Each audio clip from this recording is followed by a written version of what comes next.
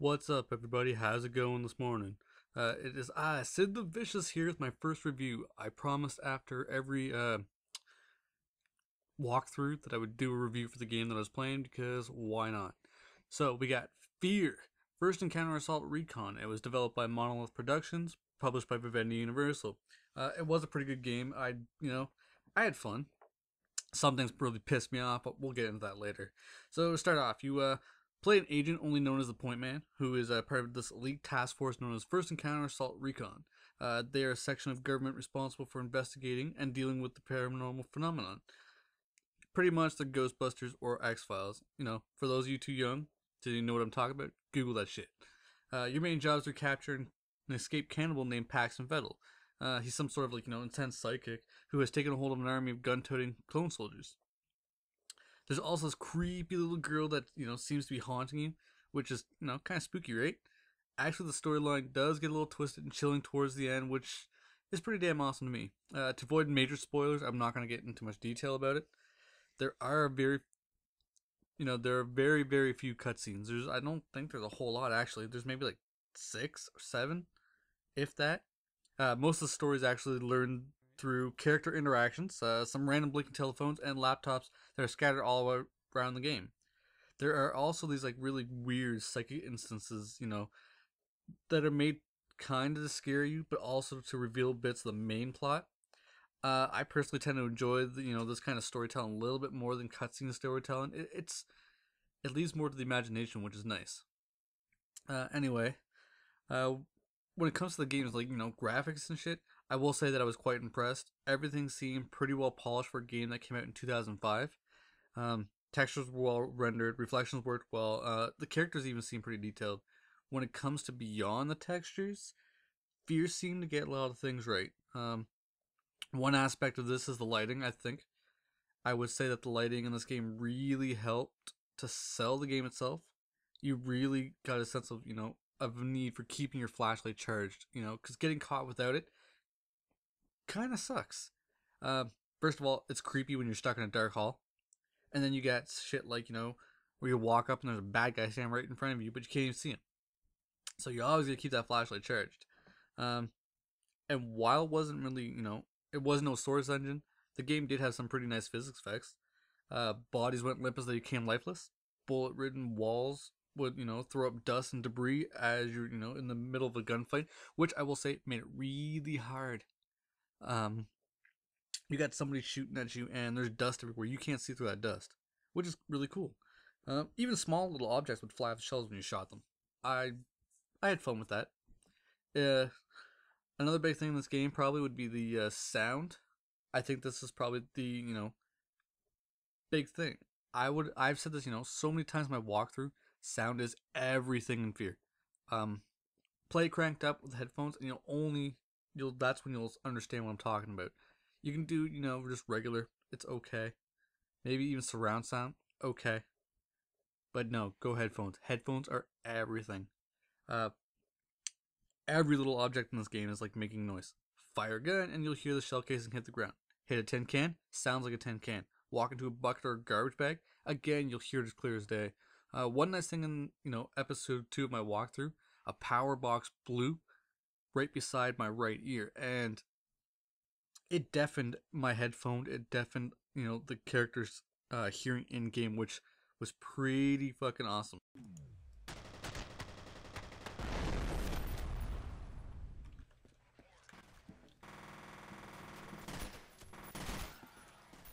Okay, that deafened me in one ear for some reason. Um, you can tell they spent a lot of time in this area of development. Sound also played a major role in predicting upcoming gunfights, I will say. Um, you could hear, the soldiers chatting. One guy say, patrol here, and you know there's only maybe a couple guys. But then you hear somebody go, squad get ready, and you know you're in for one hell of a firefight.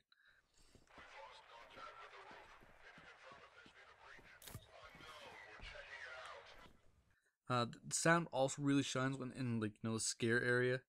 First of all, you're already tense, so you know that there's something creeping you out around. So when you hear little giggles and laughs, you really, really get a little tense and on your toes. One nice touch is the sound how like radio static that they have when the paranormal shit happens. It gives real sense of impending doom. Okay, now gameplay, the big part. Yes, this is probably the the meat and potatoes of the game. I personally enjoyed most of it. Again, there was some shit that pissed me off, but we'll get into that again later. I'm already a big FPS nut to begin with. Then when you mix it with horror, and yay, it's a good game. The thing I like too is it isn't just doom jump scare horror. It's got an authentic, creepy, tense moments kind of horror. It seems to be inspired by Japanese horrors like Ju-on, The Grudge, and stuff. The game really tends to mix up the fear factor and action sequences. Kind of, I don't know how to it does it all right. It goes from scary to action to scary, not bad. Could have been better, but it's not bad. Um, you're always on guard at least, waiting for that next patrol or watching over your shoulder for signs of the little girl. The horror elements were executed nicely, I would say. There's sounds all around you, things flying off shelves, even lights blowing out so that you're stuck in darkness, which sucks. I hated that. I even hated vents. Yes, crawling around in dark vents, fuck that. Um, while the game did have some nice jump scares, the creep factor was the better tactic. They really tried to mess with your head. I found one instance I was in this tunnel, right, and I'm walking down.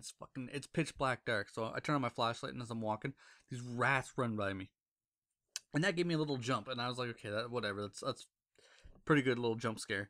And after I thought it was all over, I get to the end of the tunnel, and there goes this little girl, and she's giggling and she's running by, and that kind of creeped me out. So I was like, fuck. So I run up there, and she's not there. So I'm like, okay, whatever. And I see this little blue what do you call the health booster, and I see that. I'm like, yes, I'm gonna grab that. So I go grab it, and all of a sudden as soon as I pick it up, I hear tee, and I turn around, and the little freaking girl runs by again. So I go out, and she runs like literally into a brick wall.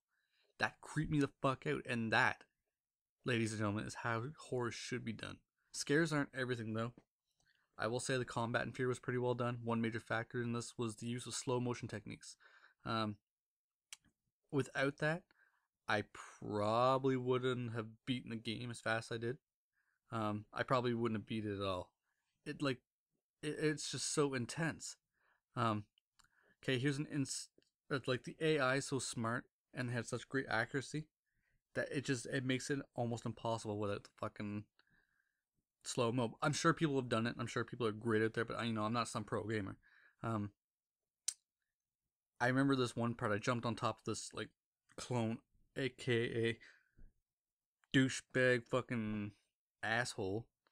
I jumped on top of him like, Call of Duty style. I fucking jumped down, I circle strafed his ass while I was firing, I was gonna kill him, and I ended up like going from full health to 4 health. That seems pretty fucking, brutal. The enemy's intelligence seemed pretty neat. They knew when I was flanking them, they knew how to flank me in turn. I watched one soldier, go all the way around the outside of a building, goes into these doors, goes in through all the way around the building to sneak up behind me. That was pretty awesome. I thought that was really cool. It's really cool when you hear the clones talking to one another and calling out commands, by the way. I just think that, little touches like that are nice. When it comes to the difficulty of this game, I will say, even on normal, it had its moments. The game became progressively harder. The enemies seemed to take quite a bit more hits. The clones at the end, it took me 2 of those freaking laser gun blasts. But against the shotgun, nothing lived long. Not everything was good, however. There were some things that really pissed me off in this game. Maybe it was the copy I have, but there was definitely some things that just weren't right. Let's start with level design. The fuck. Here's the breakdown of how the level looks, in my opinion. Facility, warehouse, tunnel, facility, etc. You get the drift, right? It was the same old emotionless concrete backgrounds 9% of the time. The only level I really enjoyed was the apartment complex and possibly the offices, but even then, that shit was pretty damn dull. It really made the game pretty boring near the end. I can tell you that. Another thing seemed to be like the frequency of the encounters, the frequency of encounters with the enemies. I love a good shooter. I love a great shooter, but most of the battles in this game consist, 3 to 5 minute bouts with enemies that just didn't want to drop. Duck behind a wall, peek out, shoot, duck, rinse and repeat. On some level, this happened every couple of minutes, pretty much bogging down fucking some of the, more boring levels. The other thing that made me what the fuck was the glitches in this game. Like, holy shit, there were a lot of them. I had black squares blocking my vision during, that little mini boss fight with the robot. Um, Enemies jumping through walls and doors. Some NPCs weren't even running where they should be. You remember that fucking fat ass standing in the hallway? Yeah, I don't get that. There's just some really odd mechanics going on. While not game breaking, they were annoying. Although nothing was more annoying, I don't think, than the autosave points. While thankful to have them, some levels had way too many of them. Way too many of them. Normally it's not a bad thing, but when these fucking things freeze your game for 3 to 5 seconds, it sucks ass. Anyhow, with all these glaring issues, F.E.A.R was a fun game. I plan on doing some expansions and maybe the sequels. Overall, I would have to say this game deserves at least an 8.5 out of 10. Just for the originality, the way it plays out, it was a good game. It was one of the few horror games that I personally feel got it right when it came to the horror, how it was done. Yeah, I think that's pretty much it. I'm not going to keep this going. It's been real. I'm going to start my next series. I think I'm going to... Brutal Legends coming out today. When this video goes up, I don't think it'll be, when Brutal Legend came out, but Brutal Legend comes out today, so I'm going to start that series. As always, feel free to subscribe. Shoot me some comments, fucking like my videos, whatever. For you Twitter and Facebook users, /SidTheViciousYT. Alright guys, I'll talk to you guys later. Peace! They are the same, holy shit.